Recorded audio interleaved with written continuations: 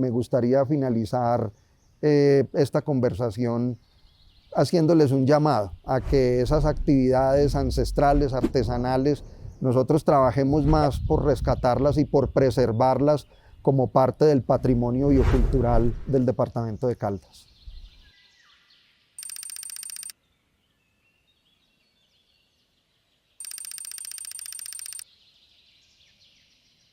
La charca de Guarinosito es muy importante porque es el primer amortiguador que tiene el río Magdalena para sus niveles de caudal, de tal manera que cuando, por ejemplo, está lloviendo mucho y el nivel del río sube, entonces desagua en la charca de Guarinosito. Y una vez que el nivel del río baja, la charca le aporta agua al río para volver otra vez a regular el nivel de las aguas. Por lo tanto, en la charca de Guarinosito es posible que nosotros podamos encontrar peces del río Magdalena, y alrededor de los peces hay una historia muy bonita que contó un escritor colombiano, quindiano para más señas, que se llamaba Jaime Buitrago Cardona. Que Jaime Buitrago se traslada a la charca de Guarinosito y se queda viviendo con los pescadores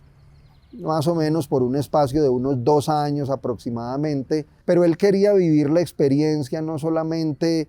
qué sentían los pescadores, cómo vivían, cómo era su diario en las actividades de pesca artesanal, sino que además se aventuró a contar qué pasaba con ellos en una novela extraordinaria que se llama Pescadores del Magdalena. Y es una novela muy amena de leer porque nos cuenta cómo es la vida del pescador artesanal en la década de los años 30.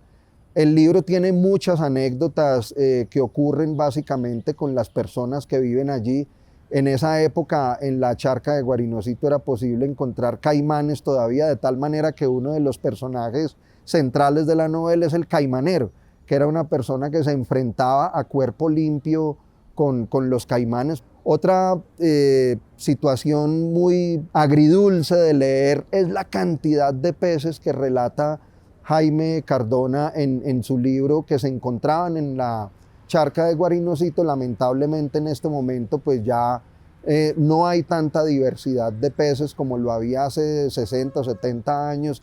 básicamente por la extracción sin control que se han hecho de estas especies ícticas en la charca de Guarinosito. Entonces, si uno habla con los pescadores ahora, 90 años después, ellos le dicen a uno, sí, claro, profe, yo no tengo ningún problema en dejar que los peces crezcan más para que haya una mejor reproducción, para que no haya una pérdida de la diversidad íctica de la charca, pero entonces la pregunta es, ¿de qué vivo? ¿Cierto? Y yo creo que en muy buena parte esos problemas sociales que refleja el pescador de hoy fue lo que nos contó Jaime Cardona Buitrago que ocurrían en la década de los años 30 allí en la charca de Guarinosito con los pescadores artesanales. Hay algunas otras cosas que lee uno en el libro que yo creo que se pueden ver también en la actualidad, y es que los pescadores vivían prácticamente al día. En otras palabras, y utilizando pues un refrán muy nuestro, volador hecho, volador quemado, o sea, peso que recibían,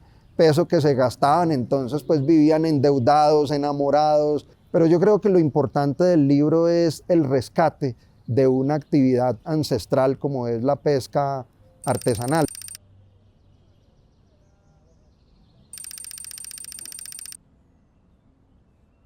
Colombia, todos ustedes deben saber, es el país que mayor cantidad de especies de aves tiene en el mundo, compitiendo ahí muy de la mano, muy de cerca con Perú, pero nosotros hablamos de tener aproximadamente 1970 especies avistadas en Colombia. De esas 1970, Caldas tiene casi el 50%, y de ese 50%,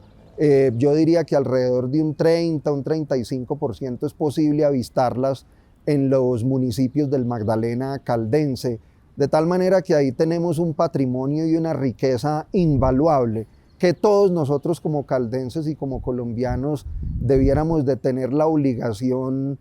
yo diría que moral, de preservar, porque ese río es finalmente la columna vertebral nuestra. A través de ese río hemos hecho historia, a través de ese río se mueve la economía del país. No en vano, alrededor del 75-80% del Producto Bruto Interno de Colombia se produce en la cuenca Cauca-Magdalena, de tal manera que la economía del país gira en torno al río. Entonces los invito a que queramos el río, a que le devolvamos al río parte de lo que el río nos ha dado a nosotros como colombianos. Seguramente no vamos a poder devolverle todo, pero sí quererlo, yo creo que con eso ya vamos ganando.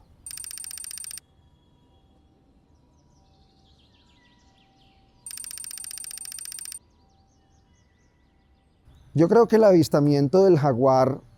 tiene varios componentes que son muy importantes. Uno, por supuesto, está esa criatura, ese animal que hace parte de la diversidad biológica de nuestro Magdalena caldense, pero yo creo que lo más importante fue la participación de la comunidad en el avistamiento del jaguar. Nosotros, dentro de este proyecto sobre patrimonio cultural, desarrollamos varias actividades y una de ellas fue hacer ciencia ciudadana. Las personas beneficiarias de estas actividades se entrenaron para instalar cámaras trampa y teníamos pues evidencias orales, había de pronto algunas fotos de huellas del jaguar y efectivamente fueron las personas que participaron en el proyecto como beneficiarias quienes instalaron las cámaras trampa y cuando se empezaron a revisar las filmaciones, lo que había registrado en estas cámaras, pues nos llevamos la gratísima sorpresa de que una madrugada tipo 2:30, 3 de la mañana, por ahí más o menos, el jaguar pasó delante de la cámara, de tal manera que los cuentos, lo que la gente hablaba, lo que la gente decía, todo ese mito que se genera alrededor de un animal como el jaguar resultó ser cierto.